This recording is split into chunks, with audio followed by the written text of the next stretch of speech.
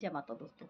अगर आप भी पित्त दोष से पीड़ित हैं, पित्त दोष से जब इंसान पीड़ित होता है तो क्या होता है कि इंसान के जीवन में मतलब कि इंसान हर तरीके से परेशान, यानी कि बहुत ज़्यादा दुखी, इतना दुखी कि कुछ चाह कर भी कुछ नहीं कर पाता, कुछ भी अच्छा नहीं सोचता, कुछ भी कोई भी रास्ता दिखाई नहीं देता कि जिससे कि वो अपनी कष्ट परेशानी से वो मुक्ति पा सके, उनसे छुटकारा पा सके।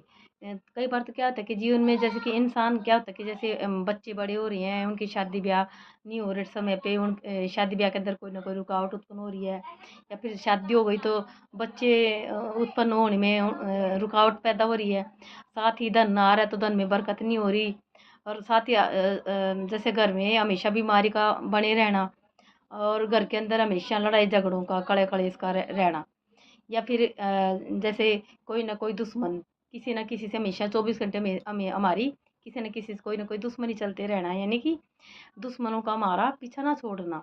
तो ऐसे में कई तरह की परेशानी होती है कि जो हमारा पीछा नहीं छोड़ती। तो ऐसे में क्या करें कि जिससे कि जो हमारा पित्त दोष है वो खत्म हो जाए और हमें हमारी कष्ट परेशानी से हमें राहत मिले, हमें मुक्ति मिले।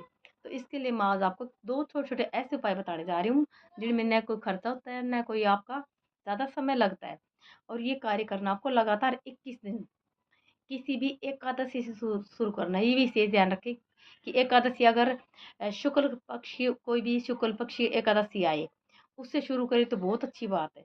तो ये कार्य आपको एकादशी से शुरू करना है। क्या कि जैसे पहला तो कि लगातार 21 दिन तक शिवालय में जाएं, एकादशी से शुरू करके एक शिवालय में जल लेके जाएं, और जो भगवान पे शिव जी पे जल चढ़ाएं तो जो जलहरी से जल बहे उसमें से थोड़ा जल अपने घर लेके आए, और घर ला करके जो अपने अपने पितरों का स्थान बना रखा है उस स्थान पर रोजाना उस जल के छिट्टे मारे, पहला तो।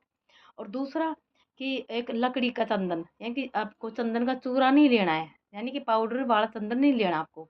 लकड़ी, सफेद लकड़ी का चंदन आपको लेना है। लकड़ी, चंदन की लकड़ी लेनी है आपको सफेद रंग की, जिसमें सफेद चंदन, जिसको घिसे तो सफेद चंदन निकले। तो वो लकड़ी से चंदन आपको घिसना है।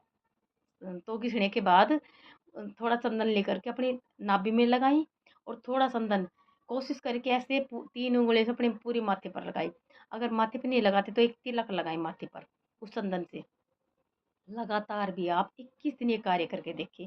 पहला तो जो मैंने आपको जल का बताया था, और शिवालय से जल ला करके जलहरी का अपने पितरों के स्थान पे रोजाना छिड़काव करें। और दूसरा चंदन का जो कि अपना रोजाना थोड़ा सा चंदन लेकर के अपनी नाभि में लगाए और अपने माथे पे तिलक करें। लगातार आप ये कार्य 21 दिन करके देखिए।